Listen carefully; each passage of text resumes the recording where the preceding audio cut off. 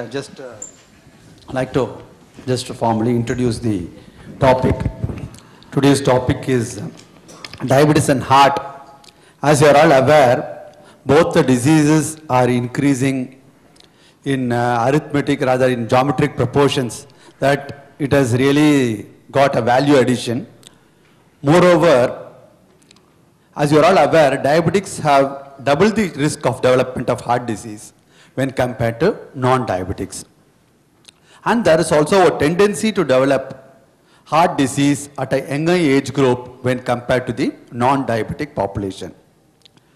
And as you are all aware, 2/3 of the diabetic die either of heart disease or of stroke.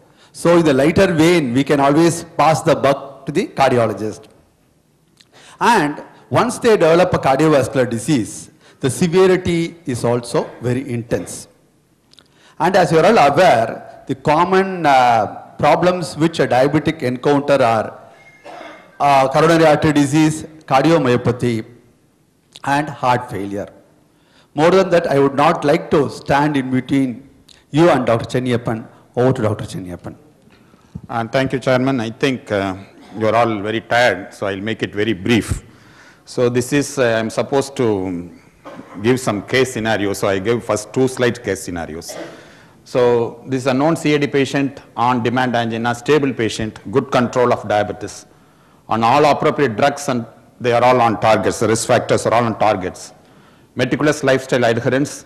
In spite of all this, he develops an acute coronary syndrome, subsequent decompensation. Second patient who had an acute coronary syndrome, well stabilized in ICU, transferred to the ward, once again a diabetic with a very good control on standard drugs. Even before seeing the bill on the day of discharge, he developed an acute coronary syndrome and was readmitted in ICU.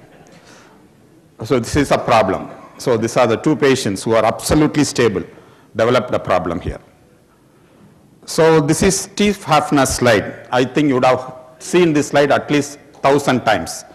So nowadays people used to run whenever they hear a topic of diabetes and heart. So we are all bored about talking about hyperglycemia and heart and hyperglycemia and heart. So all these 2 patients had an acute decompensation because they developed one episode of hypoglycemia. The one episode of hypoglycemia tilted the balance of a patient with a chronic coronary disease and also a patient with an acute coronary syndrome. So for a change, I thought I'll talk about low sugar rather than a high sugar. So this is my topic today. For a change, today, you are not going to listen to me for high sugars and heart. You are going to listen to me for low sugars and heart. So this is my perspective. So we go through this list. So this is well known. High sugars are bad news for a cardiovascular system. Please remember, even a non-diabetic who has a high sugar can have high incidence of heart failure and cardiovascular disease. You need not be a diabetic to have a higher cardiovascular disease incidence and complications. Even a non-diabetic with high sugars will have high incidence of heart failure and cardiovascular disease. So naturally, we reduce cholesterol, cardiovascular disease comes down. We reduce blood pressure, cardiovascular disease comes down. We reduce weight, cardiovascular disease comes down. So we expect when the sugar is lowered, cardiovascular disease will come down. So see what happened during the excellent trials which have been conducted. At least 4 or 5 trials which tried to control the sugar very effectively, very intensively, landed with no benefit, or some trials even landed with a high cardiovascular disease incidence and complication because of intensive glucose control. So when compared to all the other risk factors, we expect the sugar to be lowered when we want the LDL to become 70 or 60 to have the lowest incidence of cardiovascular disease. Similarly, we expect the sugar when it is lower, we expect the cardiovascular disease to be lower. That is not happening. So the trials have shown us when you lower sugar intensively, the cardiovascular disease does not decrease. In some trials, it is even can increase if you control sugars very effectively. This is because of significant hypoglycemia. We always think the hypoglycemia is a problem on that day. The patient comes with giddiness or syncope or a coma. You give a sugar and you become a hero in their family because the patient suddenly gets up with 1 shot of an injection. So that's what happened. You always think the hypoglycemia is a problem of that day. Please remember these studies. Even if you have 1 episode or 2 episodes of hypoglycemia, for the next 1 year, macrovascular disease is increased, microvascular disease is increased. Even after 2 years, you can see the macrovascular disease is significantly increased after 1 or 2 episodes of hypoglycemia. So it means that the low sugar is more dangerous than high sugar. So the arbitrary definition of hypoglycemia is around 70, but in practice we have seen a low sugar may not have symptoms of hypoglycemia and a little high sugar may always have a symptom of hypoglycemia. So, but the definition sake, it is a level of 70, and we always think the hypoglycemia is primarily a problem of the brain. We always think coma, it is always think giddiness, we always think it is due to low plasma glucose and the symptom relief after the administration of this is the definition and the criteria to diagnose a hypoglycemia. Who will develop hypoglycemia? People who are on insulin and secretagogues, especially the sulfonylureas, people who miss or have irregular feeds. Please remember these 2 important points. Elderly patient who has got a long duration of diabetes mellitus has got a very high incidence or very high predisposition for hypoglycemia. And impaired awareness of hypoglycemia either due to the drugs or due to the age, and of course it actually results in significant abnormal glycemic control and of course a significant increase in cardiovascular disease. So as I mentioned previously, when we say hypoglycemia, we always think of brain because the brain cannot withstand the lack of glucose, and of course fatal glycemia can happen. The hypoglycemia can kill the patient, and many times it happens in type 1 diabetes mellitus. So now we see what is happening, what the body's defense mechanism against a low glucose. For example, if the brain senses the glucose is low, it immediately stimulates a parasympathetic nervous system which will switch off the beta cells in the pancreas and increase the glucagon so that the liver synthesizes more glucose. Secondly, the sympathetic nervous system gets activated. Increased sympathetic flow actually reduces the utilization of glucose at the peripheral tissue level. The acetylcholine mechanism is going to increase the appetite and make the patient to take more glucose. So the defense mechanism against glucose is increased production of glucose, decreased utilization of glucose, and increased ingestion of glucose by the patient. My problem here is because of significant increase in sympathetic activity there, it also produces significant cardiovascular damages, cardiovascular problems when the patient has got a hypoglycemia. So when you look at the myocardial effects, when you look at the cardiovascular effects on hypoglycemia, it can be myocardial, metabolic, hemodynamic, vascular, autonomic nervous system, and electrophysiological.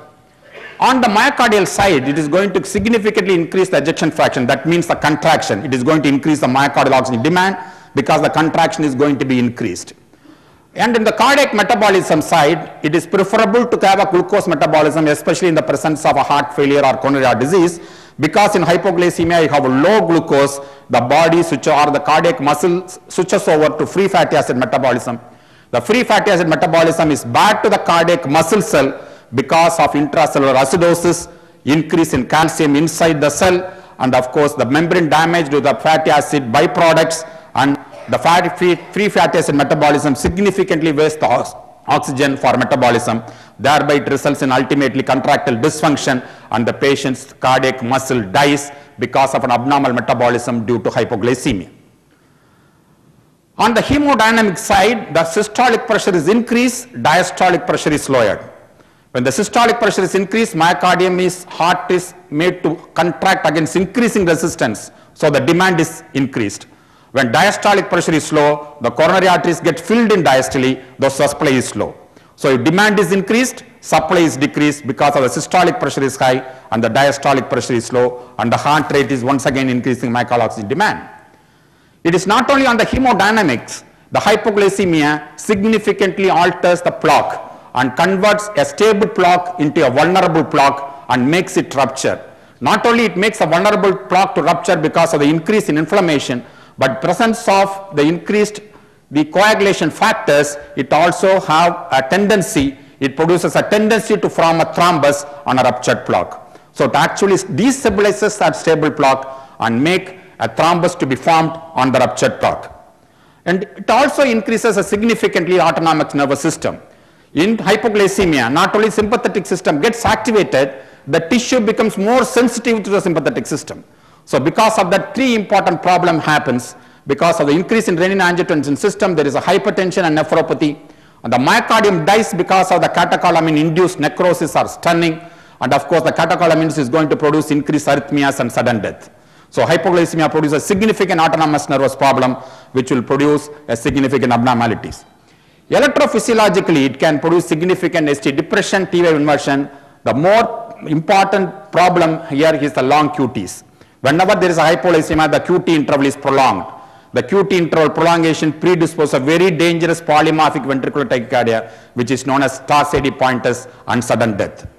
So that's why you can see that whenever there is a hypoglycemia, when the hypoglycemia is produced either by the drug or by the clamp, there is a significant increase in the QT interval, and it has been shown that type 1 diabetic children died, many of the children died, not because of high sugars, it is because of the low sugars resulting in long QTC and thereby a dangerous ventricular arrhythmias. It is not the absolute level of glucose which is important, it is the swinging glucose is more dangerous than an absolute low level of glucose. If the glucose swings more than 100 milligram, within 60 minutes, it is more dangerous than an absolute level of low sugar. So the swinging glucose is more dangerous than an absolute level. So to sum up, you have a myocardial problem because of the hypoglycemia, which results in increase in myocardial oxygen demand and dysfunction. The myocardial muscle cells switches over free fatty acid metabolism, which results in once again myocardial cell damage. And the hemodynamic problem of increase in systolic pressure, low diastolic pressure, increases the myocardial oxygen demand and decreases the supply.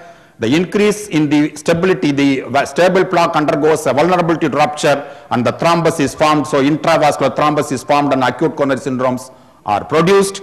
And cardiac autonomic nervous system problem will once again produce arrhythmias, increase in myocardial oxygen demand and sudden death, and long QT once again in the presence of a low potassium predisposes to torsades de pointes and sudden death. So although you are so much worried about hypoglycemia and brain, no, so far we have not paid attention that the hypoglycemia is going to be so much of a problem on the heart. So whether all this theoretical information is going to be transferred into clinical scenarios. As you can see, it's a beautiful study where they continuously monitor glucose as well as an ECG, a Holter monitoring with continuous glucose monitoring. And it has been shown whenever there is low glucose, there is significant increase in chest pain, angina, and as well as ECG signs of myocardial ischemia. When compared to the hyperglycemia, as you can see, the hypoglycemia produces more amount of chest pain, angina, and ST depression than an hyperglycemia. So that's why we have said the low sugar is more dangerous to the heart than the high sugar. So in acute coronary syndrome, as we have seen a scenario, a patient who is absolutely stable, a single episode of hypoglycemia is good enough to make him ultimately to have another episode of acute coronary syndrome which may be more severe than the previous one and ultimately absolutely tilt the balance in acute coronary syndrome. That's why I showed you in the panel discussion, the sugar level has to be 140, should not be lowered less than 140 in ICU, especially in patients with an acute coronary syndrome. So having seen the effects of hypoglycemia on the heart, now we see why the trials which have produced, which have attempted an intensive glucose control are not yielding the benefit on cardiovascular disease side. We see 3 or 4 slides. This is a very important trial, which is an ACCORD trial. 10,000 patients. You can see the elderly patient and the duration of diabetes is 10 years. Please remember the older slides. I told you 2 important factors, very important factors for developing hypoglycemia is the elderly patient and the long duration of diabetes mellitus. This study selected those patients. And they selected those patients and tried to achieve a hemoglobin goal, A1C goal of 6 from an 8.1 within 3 months. The starting goal was 8.1. They want to get around 6 within 3 months. And elderly, all these patients have got cardiovascular disease. So here there is an increase in hypoglycemia and people had more cardiovascular disease incidents and complications on the intensive arm when compared to the conservative arm. Why? Elderly patients, long duration of diabetes mellitus, high incidence of cardiovascular disease. From very high HbA1c, you come back to a very low HbA1c at a very rapid time. The hypoglycemia increased and it offshot the entire benefits of glucose lowering. Once again, you have the advanced trial, large number of patients. Elderly patients, long duration of diabetes mellitus. from 7.2 to 6.5, once again within 6 months. Once again, increase in hypoglycemia, no benefit on cardiovascular side. This trial from 9.4 to 6 within 6 months. Once again, elderly, long duration of diabetes mellitus, all people with a cardiovascular disease, once again there was no cardiovascular benefit. And this trial showed a cardiovascular benefit. How? It showed cardiovascular benefit because the trial was started at the diagnosis. These people are newly diagnosed diabetes mellitus patients and the age was less and they were trying to bring from 7.9 to 7 over a course of time and not rapidly from a big level to a low level, not very rapidly from 7.7 to 7 and the newly starting diabetes mellitus, and once again there was some increase in hypoglycemia, but the cardiovascular disease decreased over the course of 10 years, not around 7 years, over the course of 10 years. That means when you start intensive glucose control at the start of diagnosis of diabetes mellitus, your benefits are seen, whereas you start this intensive glucose control at a later stage, your benefits are not seen. So this is a lesson we must get from all these trials. So I can see the 3 trials, the ACCORD, ADVANCE and VADT, which has produced, as you can see, which has produced no cardiovascular benefit or increase in cardiovascular diseases. They produce a significant increase in hypoglycemia. Whereas a trial which has produced a cardiovascular benefit did not have significant increase in hypoglycemia. So what we understand from these trials, cardiovascular benefits are related to the reduction of hypoglycemic episodes rather than intensive glucose control. In which people? In elderly people who have a long duration of diabetes mellitus and a high incidence of cardiovascular disease. So that's why a severe hypoglycemia was strongly associated with increased risk in the range of adverse clinical outcomes. Although all these trials have got no direct relation to hypoglycemia and a cardiovascular event, it has been proposed the people who have a hypoglycemia are a very high risk subset to develop a cardiovascular event. In those people only develop a hypoglycemia. So whenever, who are the vulnerable patients who can develop a hypoglycemia as well as a future cardiovascular disease is, as I told you, elderly patient, long duration of diabetes mellitus with a significant long duration of cardiovascular disease.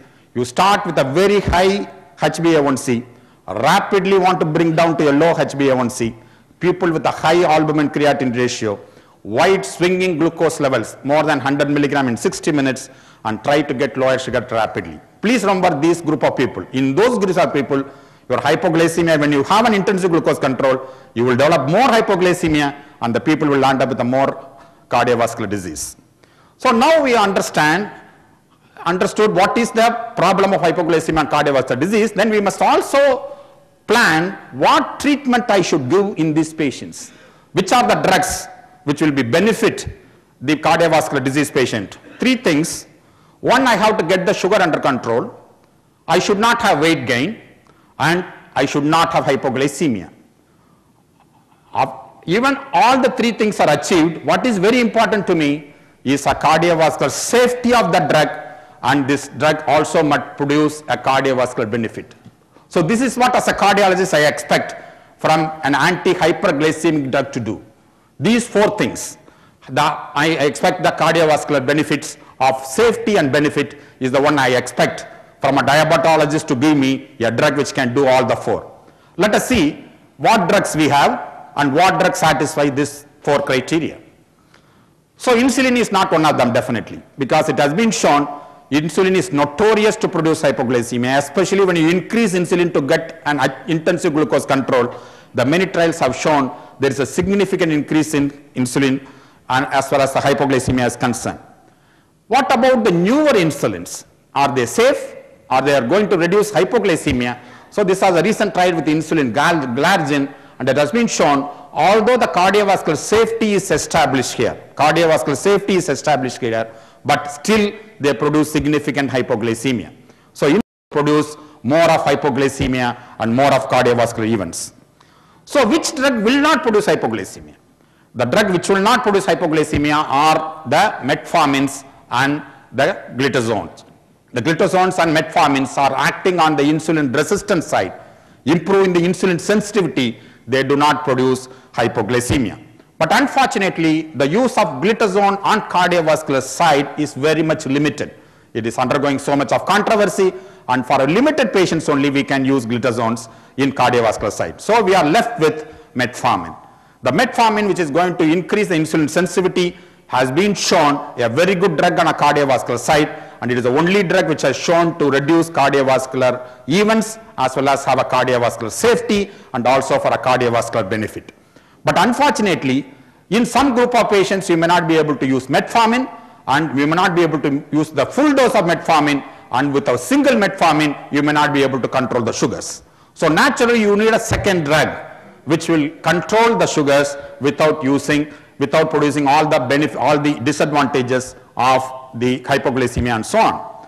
So far our diabetic treatment is concentrating on two things.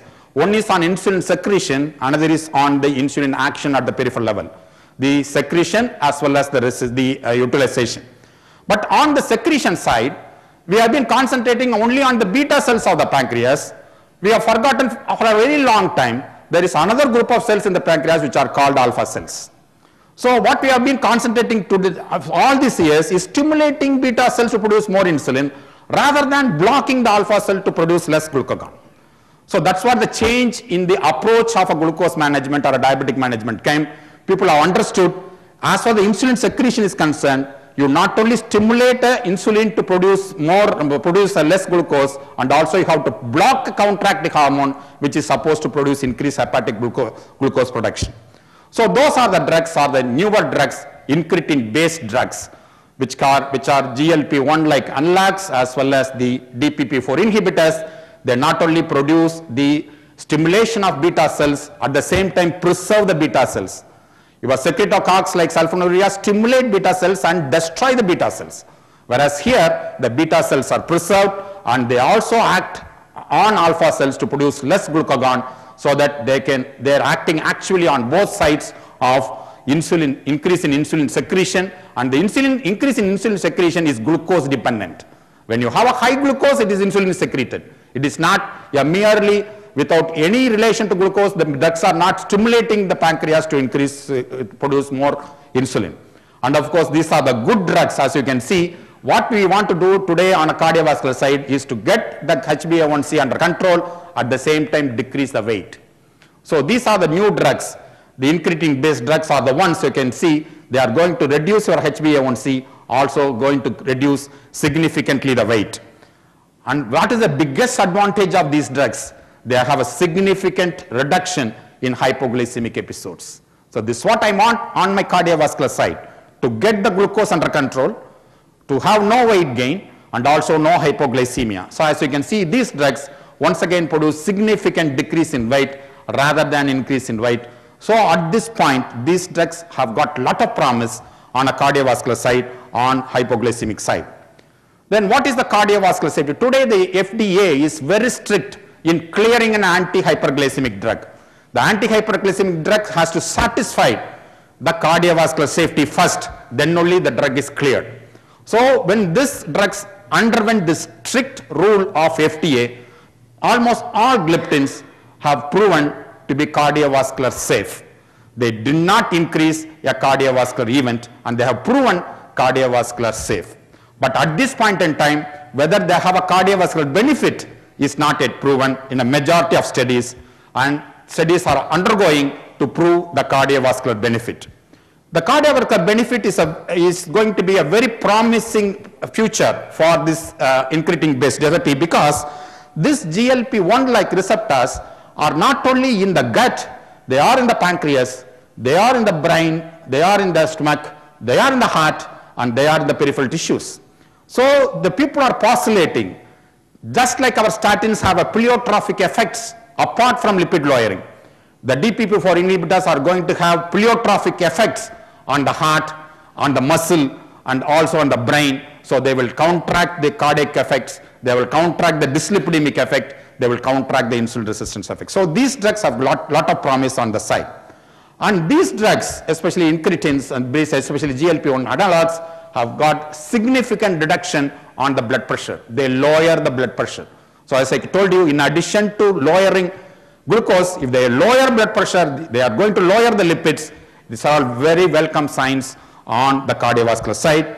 And of course, the meta-analysis have shown there is a significant decrease in major adverse cardiovascular event, which is called MACE, when compared to the DPP-4 inhibitors, when compared to the CARD. As you can see, they have significant major adverse cardiovascular events are reduced. In the meta-analysis of other trials, the DPP-4s have undergone many trials. In them, the cardiovascular events are reduced. So what we expect of a drug? Should not have hypoglycemia, should not have weight gain, cardiovascular risk has to be reduced, and it should be acceptable for the patient.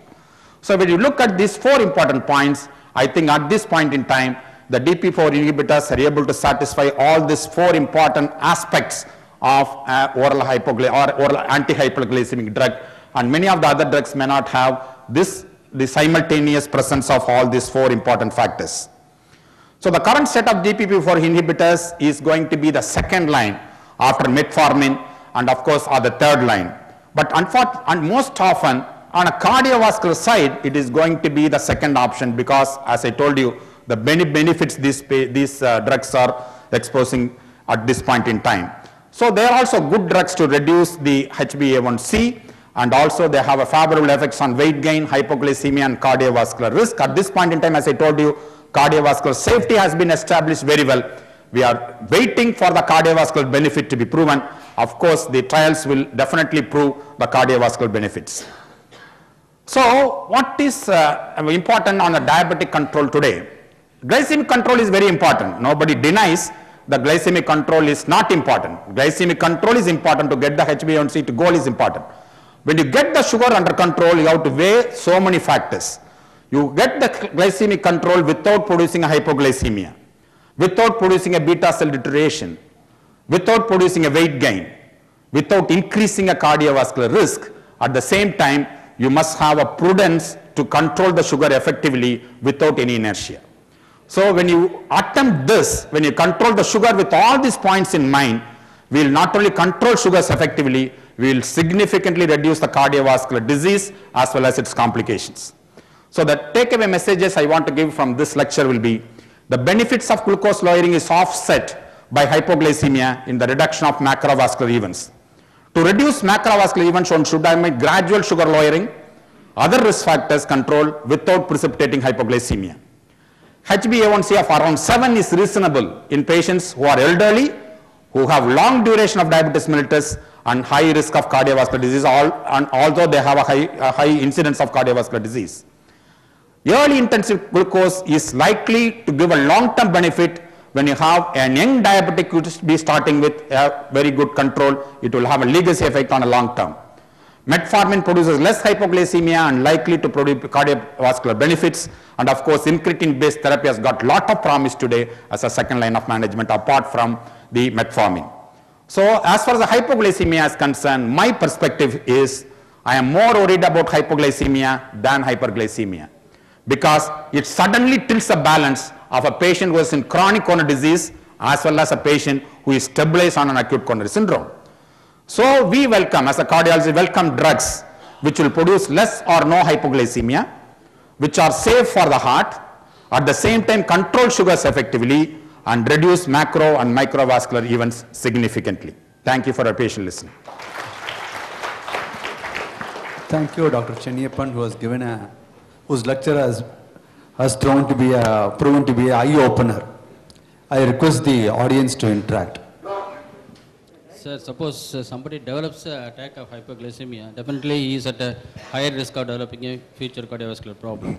Does it mean that our target should be reset to a lower level? Should we treat him as a more higher risk of patients? Should the LDL be still more aggressively lowered than otherwise what we would have done? No, that in this type of patient, so when we have a hypoglycemia, it identifies a high risk subset for a patient who is actually the hypoglycemia may not be producing the cardiovascular event. What it does is it identifies a high risk subset of those patients who are prone for hypoglycemia as well as a future cardiovascular disease. In them, you have a less intensive glucose control and try to control all the other risk factors very vigorously. So targets are reduced still for... No, any cardiovascular disease patient, you have a target. There is no target when they have a hypoglycemia. So but what you must understand is the other targets, you have to go less on glucose, but you must go very vigorously on the other risk factor. So that's what you must aim.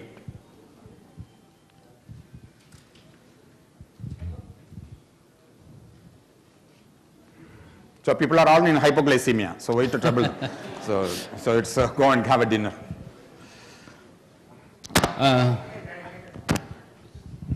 Sorry to, Jenny, just small addition. That is, it's a small remembering thing. That is, when you take the treatment of diabetes, that is, one is a glucose like this, then your lipid, that is blood pressure, lipid, one by one, weight, stop smoking all. When you keep like this, when a person is elderly and you turn the table. That's all. Glucose becomes a lowest, all other beings a highest. That's how turn the table from here to here. Change your limbs. I think if you remember it, that's a message of the story. Thank you. Hello? Do not say this when during the elections. Let me now request Dr. Prasad to hand over a memento to our speaker. Please give him a good round of applause. So with this, we come to the end of the scientific session today. Please join us for the banquet and dinner. Tomorrow morning, sharp